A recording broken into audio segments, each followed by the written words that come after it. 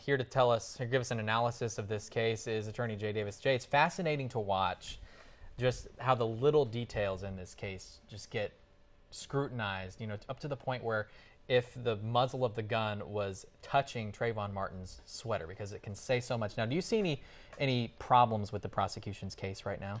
Well, I think there's a lot of problems with the prosecution's case. First of all, the muzzle does appear to be touching that material. There's got to be some method that Trayvon came into that close a contact. The damage to Zimmerman, there was contact. So the whole question, there's a whole lot of things going out there for the prosecution on what Zimmerman did, what kind of courses, what he knew about stand your ground. All those things are really irrelevant. What happened that day? Is stand your ground even relevant? Was Zimmerman standing his ground, or was he aggressive towards And the Trayvon? prosecution was trying to get, the defense was trying to get evidence thrown out today that talked about how he applied to be a police officer. He had taken some criminal defense classes. So he knew a lot about, he supposedly knew a lot about the laws and a lot of things. Ignorance of the law is no excuse when you do a crime, but now knowing the law is becoming a crime, to know the law when you...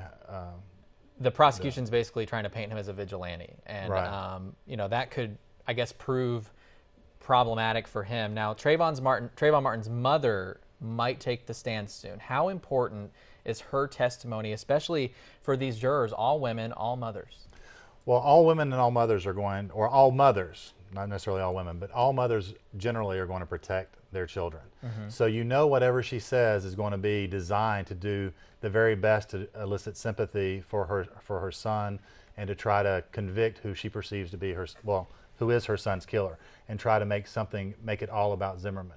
But what she won't be able to tell is what the defense should be getting from her is all the problems that he had and the problems technical problems. Well, the problems with the law and the rebellion, anything they could find to show his nature was of that. That's what the defense would want to get. The prosecution wants somebody to feel for her and want justice for her son.